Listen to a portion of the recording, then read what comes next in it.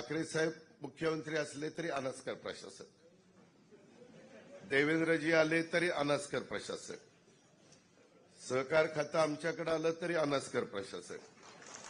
मागे बाळासाहेब पाटलांकर सहकार खातं होतं त्यावेळेस पवार साहेबांनी मला सांगितलं तिथं प्रशासक अनास्करांना ठेवायचं, संपला विषय.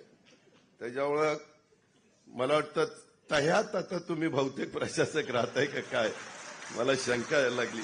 परंतु अनास्करजी मी तुमचं कौतुक करीन, कारण तुम्ही ज्या पद्धतीनं बँक चालवली आहे, कारण या बँकेमध्ये मी देखील 1 वर्ष चेअरमन म्हणून काम केलेलं आहे. आज 62,000 कोटी रुपयाचा विक्रमी व्यवहार आणि त्याच्यामध्ये जवळपास लागोपाठ 4 वर्ष 600 कोटीच्या पेक्षा जास्तीचा नफा हा तुम्ही त्या ठिकाणी मिळवताय. यंदाचा पण नफा हा जवळपास 651 कोटी, गेल्या वर्षी 615 कोटी, त्याच्या आधी 610 कोटी, त्याच्या आधी 602 कोटी, अशा पद्धतीनं ही बँक चाललेली आहे. आणि 5,000 कोटीचं वर नक्त मूल्य नेटवर्क ज्याला आपण म्हणतो, देशातली एकमेव बँक आहे. अशा प्रकारची ही एक बँक खरोखरच महाराष्ट्र राज्याच्या नावाला साजेसं काम दी महाराष्ट्र स्टेट कोऑपरेटिव्ह बँकेचं चाललेलं मी सगळ्या अधिकाऱ्यांचं, कर्मचाऱ्यांचं, एमडीचं आणि प्रशासकांचं मनापासून कौतुक करतो, अभिनंदन करतो. त्याला कुठंही दृष्ट लागून देऊ नका अशी विनंती पण करतो. त्यामध्ये हे सगळं काम करत असताना एकंदरीतच जरा ज्यावेळेस सावकारी विरोधामध्ये उठाव करण्याचा सुपा परगण्यातील समृद्ध असा ऐतिहासिक वारसा 150 वर्षापूर्वी हे सगळं घडलं आणि दख्खनच्या या उठावात शेतकऱ्यांनी आपल्यावर होणाऱ्या अन्यायाला जोरदार अशा प्रकारचा प्रतिकार केला आणि या लढ्यात शेतकऱ्यांनी सर्वांनी साथ दिली. सर्व समाजाने सावकारांना बहिष्कृत केलं आणि या उठावाचं नेतृत्व कोणी एका व्यक्तीनं किंवा समूहाने केलं नाही, तर सर्व समाजानं सावकारांच्या विरोधात हे नेतृत्व केलं.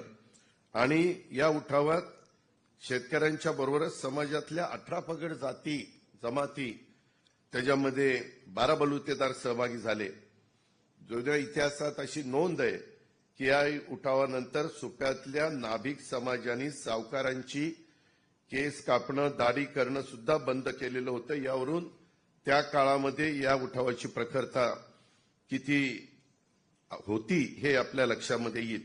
आणि हा सुपा परगणाचा सुरू झालेला उठाव, याचं लोण पुणे जिल्ह्याच्या शेजारच्या पूर्वीचा अहमदनगर, आत्ताचा अहिल्यानगर, सातारा, सोलापूर, नाशिक या जिल्ह्यात पण वेगाने पसरलं. आणि या दख्खनच्या भूमीवर या उठावाचं लोण पसरल्यामुळं या उठावाला दख्खनचा उठाव म्हणून त्या ठिकाणी ओळखलं जातं. आज या सगळ्या गोष्टी आपल्या समोरनं गेल्या. सहकारामध्ये आमूलाग्र अशा प्रकारचे बदल होत आहेत. अजूनही काही बदल झाले पाहिजेत अशा प्रकारची भावना अनेकांची आहे. काही गोष्टी इथं बोलत असताना सांगितलं यांनी, अनास्करांनी, की संस्थेने चांगला नफा मिळवल्यानंतर संचालक बोर्डाला पण काही त्या ठिकाणी मिळालं पाहिजे. त्याबद्दल देवेंद्रजी सांगतील. पण ज्यावेळेस संस्था अडचणीत आणण्याचं काम संचालक बोर्ड करतं त्यावेळेस त्यांच्याकडनं पण काहीतरी वसूल केलं पाहिजे, पण होतच नाही. ते 88ला स्थगिती जरी मिळते, मग ते संचालक बोर्ड काय करतं, सत्ता कुणाची ते बघतं आणि मग सहकार मंत्री जो असेल त्याच्या पक्षाकडे जातात आणि तिथनं स्थगिती आणतात. हे कुठंतरी बंद झालं पाहिजे. माझं तर स्पष्ट मत आहे देवेंद्रजी, अशा पद्धतीनं चुकीची वागणारे लोक उद्या सत्ताधारी पक्षामध्ये येण्याचा त्यांनी प्रयत्न केला तरी ह्यांना थांबवलं पाहिजे किंवा प्रवेश दिला तरी त्यांच्यावर पुढची ऍक्शन झाली पाहिजे. मग ही सगळी सुतासारखी सरळ होतील. होतं काय, त्याच्यामध्ये प्रत्येकाला वाटतं की नाही आता आपण तिकडं प्रवेश केला म्हणजे आपलं काम झालं, आता आपलं स्थगिती. हे जे काही चालतं हे काही बरोबर नाही. मुद्दामून कुणाला नाहक पण त्रास देऊ नका. ज्यांनी चुका केल्या त्यालाच त्रास झाला पाहिजे. जे चांगलं काम करेल त्याला त्रास द्यायचं काहीच कारण नाही. ही पण गोष्ट आपण सगळ्यांनी लक्षामध्ये घेतली पाहिजे.